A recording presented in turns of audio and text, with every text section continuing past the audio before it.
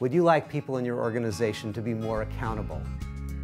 I've never heard anyone say no to that, like accountability is just getting to be too much. It's getting in the way of our effectiveness.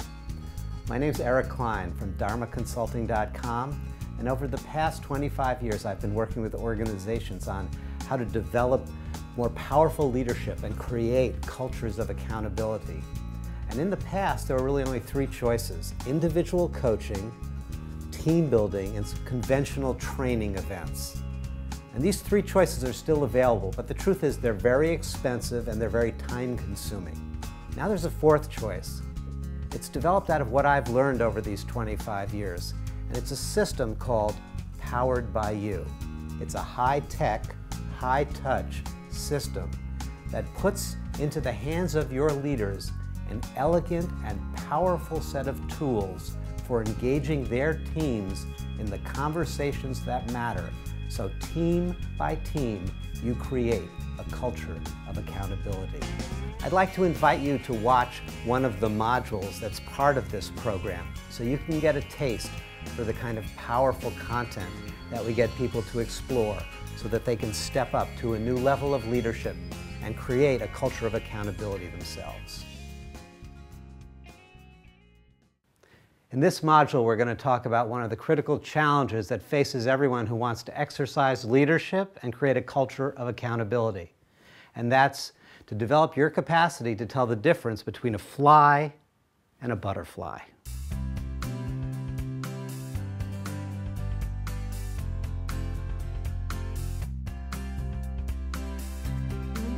My wife's grandfather, Roger Johnson, he built his dream lakeside home in the early 30s on Lake Canandaigua in upstate New York. And every summer, Roger and his family would spend months enjoying the beauty of the lake. When I married into the family decades later, I also joined them at Sequoia Lodge on Lake Canandaigua. And every evening, Roger would sit out on the patio. He'd have a drink in one hand. He'd have a fly swatter in the other hand. And when that inevitable fly landed next to the hors d'oeuvres, Roger would become very still. He'd become very focused, and then swat, another one bites the dust. Some of the problems that you face, some of the challenges that you face in your work, they're like those flies. They're what I call fly challenges. So what is a fly challenge? It's a challenge that is clearly defined in technical, in clinical, or in business terms. No matter how complicated it may be, still, it can be clearly defined. And because of that, it can be addressed using expertise, using expert know-how. So in short, a fly challenge is a technical challenge. So here's an example. I want you to imagine that you're at work and suddenly you start to feel your chest tightening up. You start feeling those tightening sensations moving up your neck, into your jaw, and then you feel them running down your arm. Well, this is exactly what happened to my father. He was at work and he started to have what he recognized to be symptoms of a heart attack. Now, fortunately, he recognized it. His coworkers gathered together and they got him to medical assistance immediately. And it was a good thing they did, because when they took the tests, they saw that he had serious blockages in his heart. So he essentially hired a medical team of experts to do a technical intervention, a bypass surgery, an angioplasty. And that really obviously cleared up the technical problem of the blockages in the heart. And that's the nature of a fly challenge. That's the nature of a technical challenge. It can be solved by applying expertise, by hiring experts to use their skill and knowledge. And you can do the same thing in your workplace with your technical challenges. If you're the expert, you can solve them yourself. Or you can hire in experts. Or you can bring in experts to teach other people how to solve those technical challenges. And when you do that, you're having a conversation that essentially says, do it like this. So for my father, the surgery was a technical solution to the technical problem of clogged arteries. But in order for those arteries not to reclog again, my father had to address a whole different kind of challenge, what we call a butterfly challenge. So what is a butterfly challenge? So butterfly challenges are complex, they are fuzzy, and they can even be messy.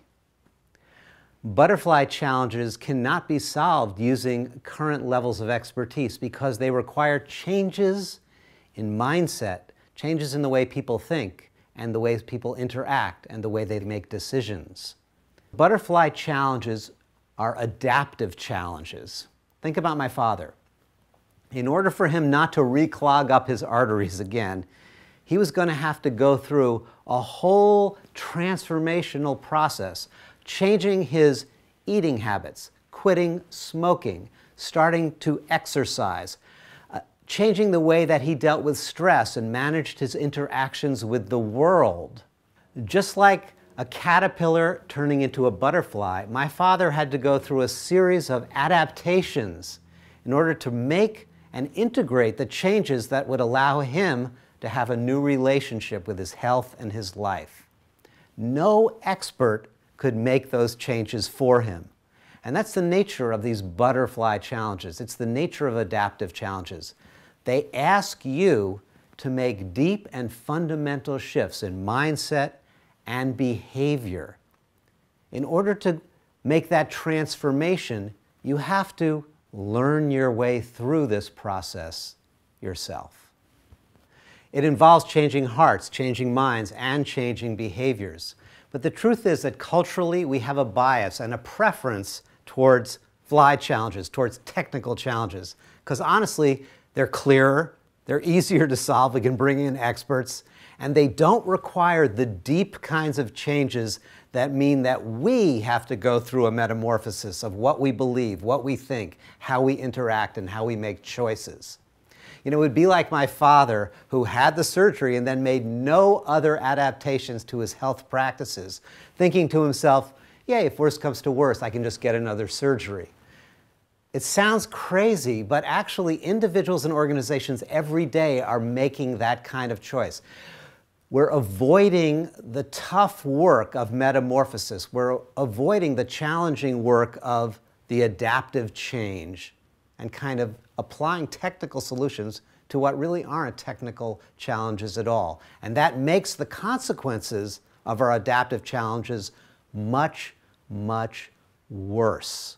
The good news is the sooner we address our adaptive challenges, the easier they are to handle.